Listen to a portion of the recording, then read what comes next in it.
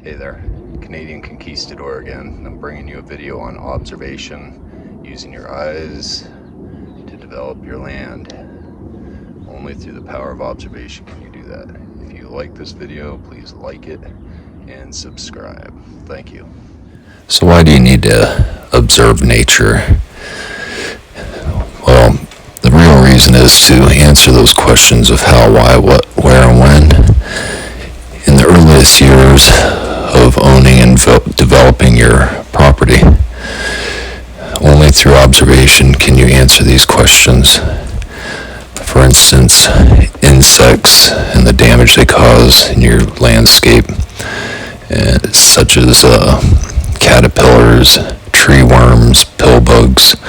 Pill bugs after the initial system of putting down wood chips in my yard. The second year, I noticed a huge amount, thousands of pill bugs had taken over the wood chips. And no matter what I planted it in, they ate it. So I had hundreds of seeds and the pill bugs ate it, but I waited one more year and those same pill bugs had turned all those wood chips into dirt. So that year I was able to plant and everything grew beautifully.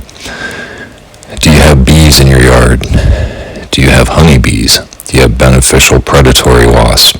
Some people think that those yellow jackets and wasps are bad, but I leave mine alone because they're the ones killing off all those insects trying to chew on your tomato plants. If you observe them, you'll notice that that's what they're doing. Do you observe animals coming into your land, coming and going? What are they doing there? Squirrels, for instance, are going after my fruit. Raccoons come in the yard mainly to check and see if they can get some easy eggs, or they're rummaging through the trash. Mice usually are after the chicken feed that falls that the chickens didn't get, and once in a while I'll see hawks in the yard looking for an easy, sick chicken. We should observe snow melt and its pattern. Does it stick around in certain areas of your yard, or does it melt right away? Wind.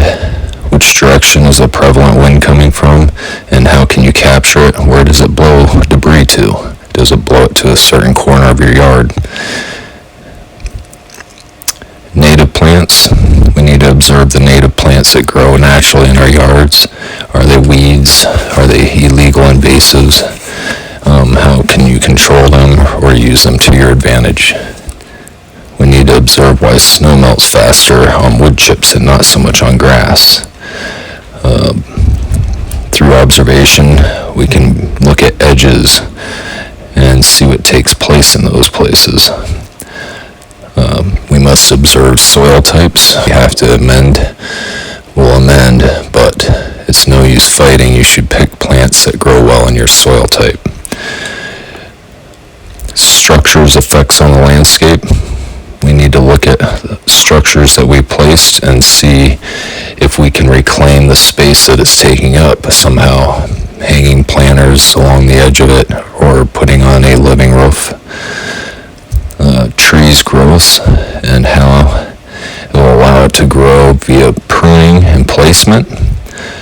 You can't just stick a tree anywhere you want. You need to observe where your most sun is and where it will grow the best. You need to observe the habit of your trees. Are they holding on to leaves? Are they budding early? Do they bud in the fall? Are they branching out in certain directions?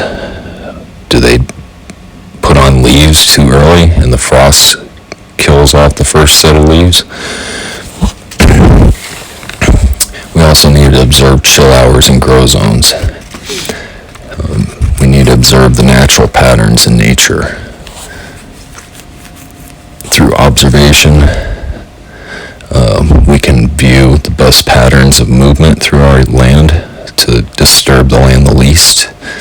And we can observe slopes, hills, runoff, capturing water. Where is it going to be captured? Can we move it so it goes where we want it to go? We need to also observe systems that we place into our landscape, such as mulches, wood chips, cover crops, and notice any barren areas in your land. Why is it barren? These are just many of the observations that we can observe, and in my opinion, it's a must before even planning the design stage.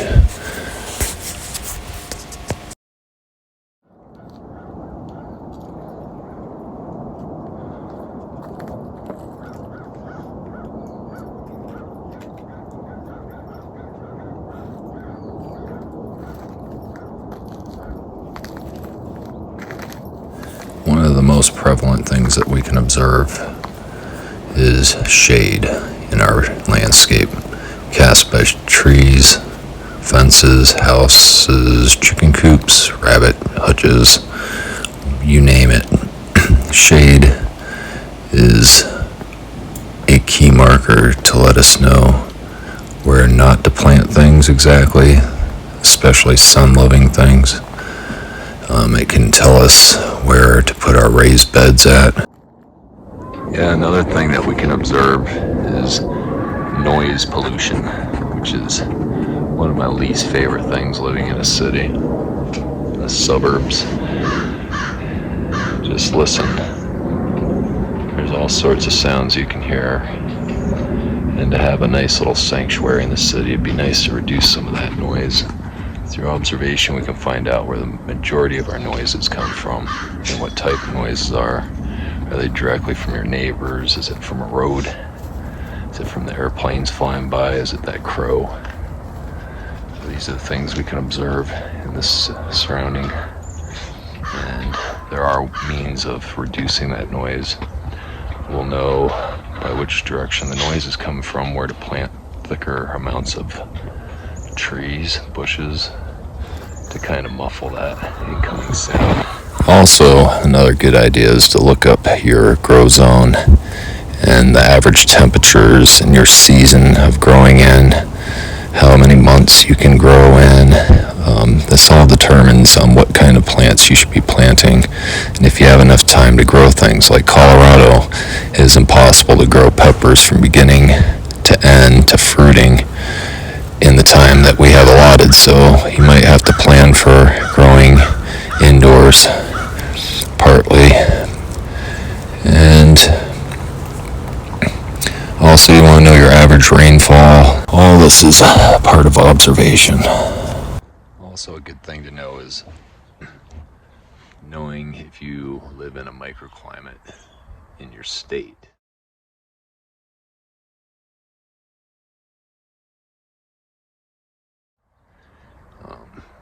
Here in Arvada, we actually live in a grow zone, one up from the rest of the state. We live in 6A, I believe in, and the rest of the state is typically zone 5B. So we get a little more sunshine, a little better climate here. But also you need to know the microclimates in your yard, because you can have different temperatures fluxing between one side of your yard and the other side.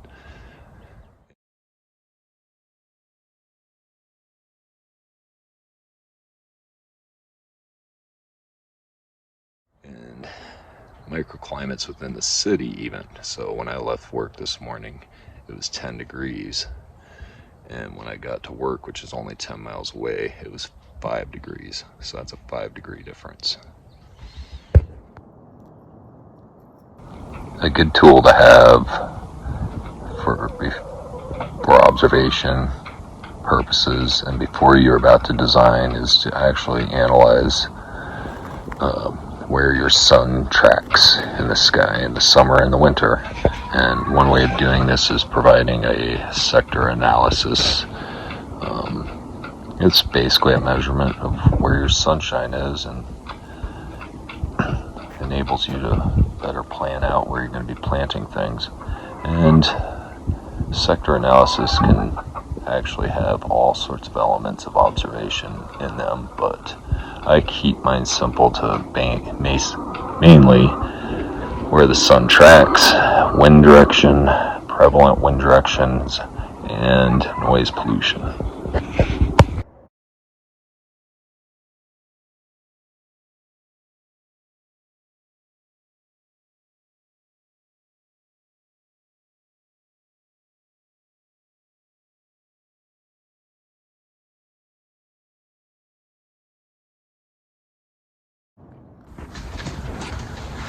Another good observation would be to observe your neighbors. Are they auto mechanics working on their cars all the time? Oil, gasoline coming into the yard? Are you going to need to build up berms along the edge of your fence to keep back miracle crap from people overspraying their grass yards? Do they have cats that like to come into your yards? They got barking dogs scratching under the fence. Neighbors is a good observation to really set forth. If you've got a neighbor you don't get along with, maybe that's where to plant that high trellis all along that fence. Or if they're nice neighbors, maybe you want to grow something that they can share, some fruit that they can share. I don't know. Neighbors is an important aspect of observation. Know your neighbors. So the same back corner that is in shade most the winter, what do you notice? No snow along the entire fence line. That is a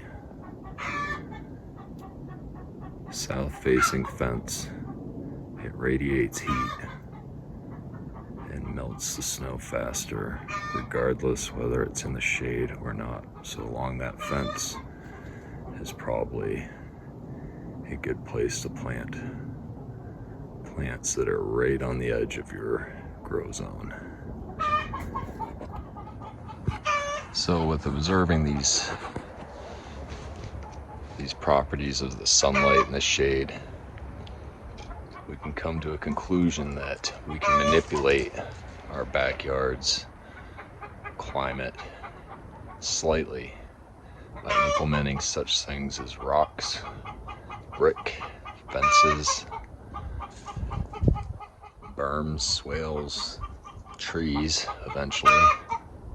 All these things produce shadow or reflect light or hold heat to manipulate the microclimate. So to conclude, observation precurses design. You should observe your land before planning out. Look at everything I've mentioned. And those who don't believe in the wood chips, look at this. This is the backyard, sunny day. All the snow is almost completely melted. It's a foot thick of wood chips, as opposed to the front yard, which has no wood chips. It's just pure grass. Same day, same temperature, but this is west facing. This should have melted first. But this is the proof right here, guys. All right. See ya.